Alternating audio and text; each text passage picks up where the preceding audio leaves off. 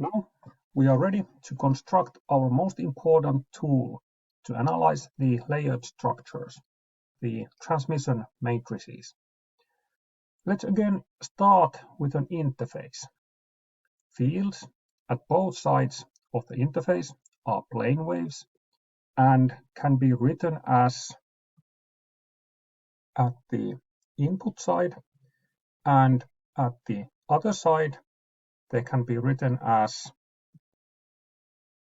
these expressions apply for both of the polarizations. Here A1 and B1 are the amplitudes of the forward and backward propagating fields. On the other side, A2 is also the amplitude of the forward field, and B2 is the amplitude of the backward field. The wave numbers at the exponents display familiar characteristics.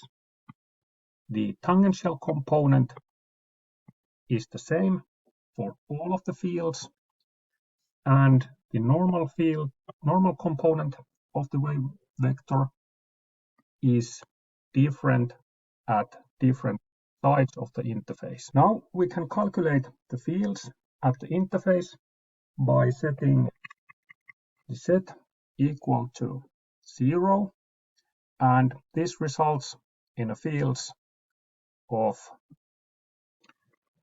in these fields we still have the phase relations in the y direction, but without any loss of generality we can calculate the fields at y is 0, in which case the phase factors will as well cancel.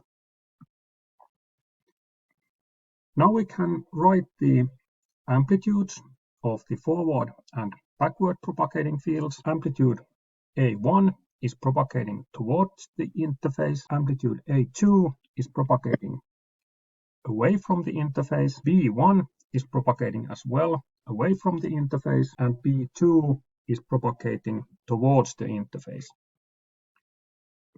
At the interface, these amplitudes are related by the reflection and transmission coefficients. So let's write the fields.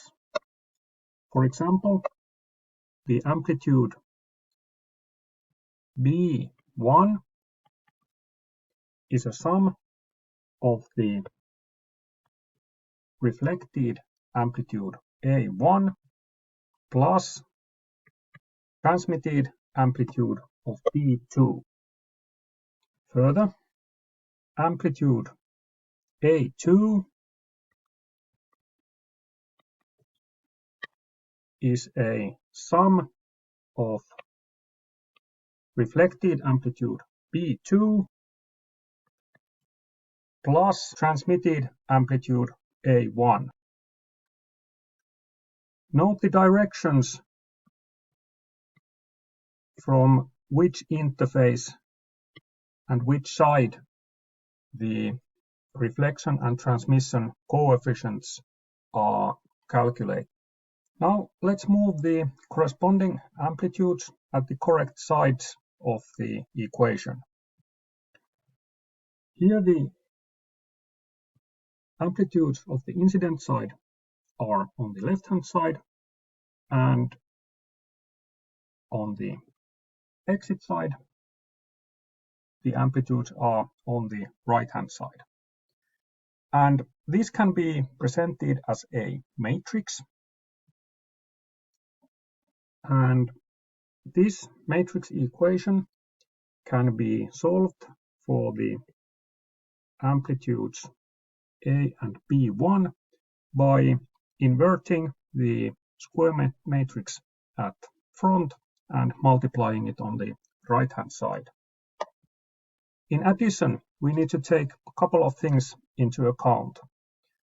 Since the reflection takes place from two different sides, we can relate the reflection from side 1 to 2 the magnitude remains the same, but the sign will change.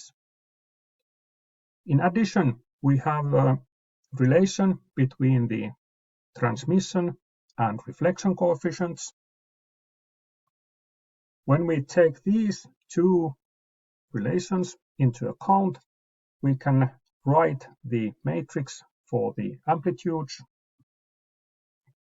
Now the amplitudes at different sides of the interface are related by a matrix, which we call transfer matrix of an interface. In addition to interface, we need a relation when the fields are propagating through an empty space whose length is L and whose refractive index is N.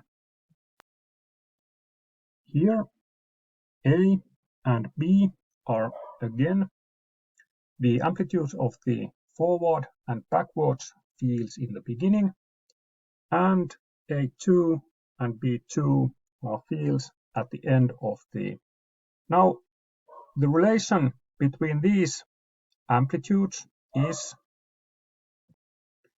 A2 is amplitude A1 multiplied by propagation through the material, taking into account that normal component of the wave vector in that material. The backward propagating fields B1 can be presented by a phase factor on the amplitude B2 when it's propagating backwards. These equations are, and in matrix form they are, where Kn is the normal component of the wave vector. In this case, the amplitudes at the incident side are related to the exit side by a matrix P, which we call the propagation matrix. We can now calculate the properties of arbitrary number of thin films on a substrate.